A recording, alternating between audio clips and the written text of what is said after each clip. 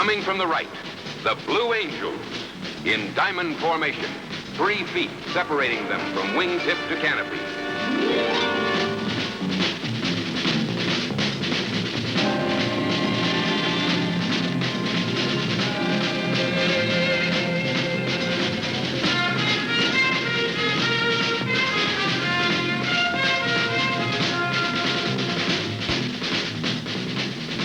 A summer afternoon somewhere in the United States, 6 A-4 Skyhawks streak across the sky, transformed into instruments of aerial artistry, flown by a team of men who have worked months to perfect a performance of precision, aerobatic, and formation flying.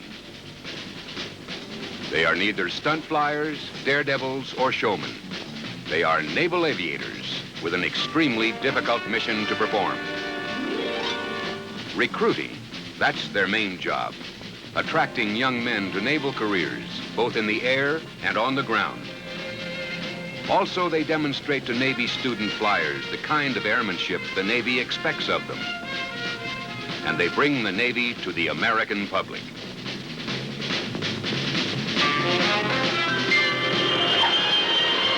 This is the story of that mission as they tell it.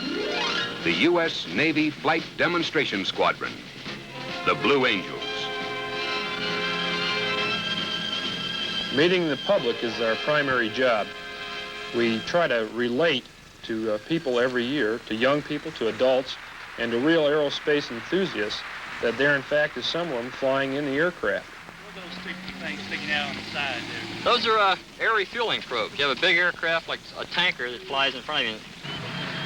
Did you like the air show? Okay. We'll see you later. Well, you guys are pretty good, I'll tell you. Hey, thank you very much. You are. Did you enjoy it? Sure did. There it is, Mark. Here you go, young fella. How's that? Thank you very much. How long did it take you to There you learn go. that? One of the most enjoyable aspects of getting involved with the communities that we visit across the country is the chance to occasionally visit orphanages, high schools, and hospitals. Is that right? How old are they? One's 15, another one's 14, another one's 13, one's 11, and I'm the smallest. You're the smallest one in the family. That's good, Kurt. I think he's going to tear it all apart again. Yeah, I think so, too. You'll be happy. There you go. There's a get well card for you, okay? A big part of our public appearances have to do with our recruiting work, like dinners and face-to-face conversations with college students who are prospects for naval careers. Took me down to an air show in Sanford, Florida. Good. United States Navy? So far, it looks like that. What's your feelings towards the type aircraft that you want to fly when you get out? Being able to handle yourself in a social situation demands a talent just like flying does. It's difficult to adapt to all the different categories of crowd, whether they be professionals, students, or even military personnel. To adapt to them and to relate our job is a difficult task.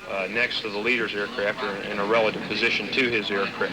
That becomes more difficult because of the aerodynamic loads that are on. Like we said, we have a mission. And the accomplishment of this mission is a difficult task, and we could never do it without a couple of things that have been long-standing traditions with the Blues. Those 2 things are teamwork and a striving for perfection. And that is the real story to tell about the Blue Angels. The real story of the Blue Angels. They come from the ranks of naval aviators assigned to the fleet.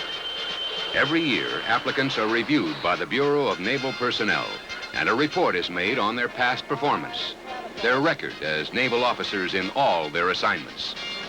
A readout on 20 applicants is given to the team, and they assess the ability, qualifications, and motivation of each individual. Then, 3 to 4 aviators are selected to fill the new openings, to become Blue Angels.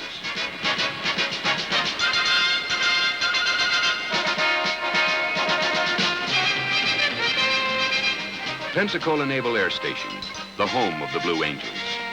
Every year, 6 pilots embark on a grueling schedule, months of daily practice. Their objective? Perfection.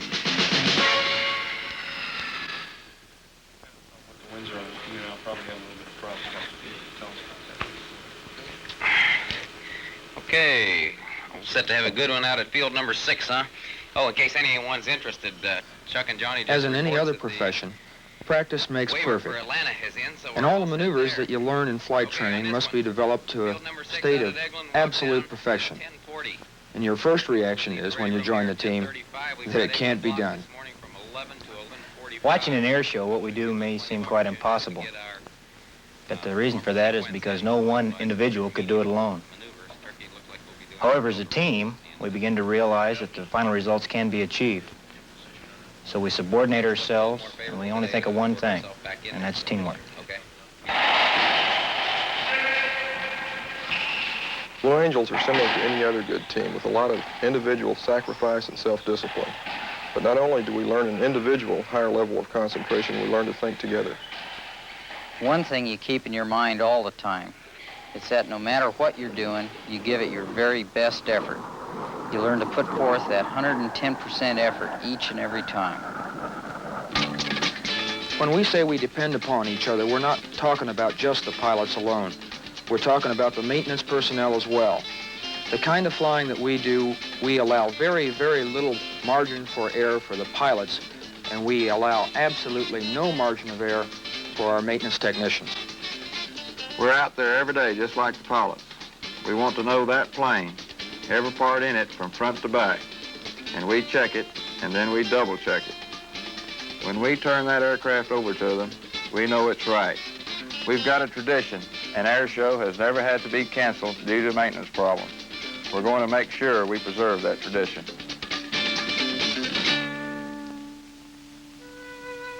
And each year, that tradition is preserved as the Blue Angels bring a perfect blend of men and machines to another air show season. Nearly every weekend morning throughout the summer, these aircraft stand ready, their powerful engines quiet, but ready to spring to life in the afternoon sun. And the Blue Angels are ready to demonstrate their mastery of low-level formation flying and precision aerial techniques.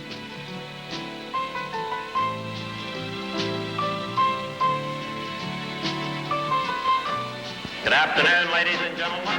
This is Lieutenant John Patton, narrator for the United States Navy Flight Demonstration Squadron, the Blue Angels. For more than 60 years, the United States Navy has kept abreast of aviation technology by flying the most modern aircraft available from both land-based installations and aircraft carrier flight decks the world over. Spanning the last 27 years, a select group of naval aviators have had the opportunity to demonstrate the precision techniques of naval aviation to the public, hoping to inspire our young men and women to choose careers in the United States Navy. Now, if I may direct your attention to the ramp before us, I ask that you observe the manner in which the 6 demonstration pilots approach their aircraft, are saluted by their crew chiefs, and receive last-minute instructions on the status of their assigned aircraft. The precision maneuvers you will see demonstrated here this afternoon are coordinated tactical techniques developed in training and in actual combat by our Navy and Marine Corps pilots. In combat, these maneuvers might be flown from treetop level to 60,000 feet. But for the team, it is a continuous demonstration of their skill and training in a very low altitude environment. The aircraft you will see being flown here this afternoon is the McDonnell Douglas A4F Skyhawk, a single-seat, light attack aircraft, versions of which have been operational with the United States Navy and Marine Corps since 1955.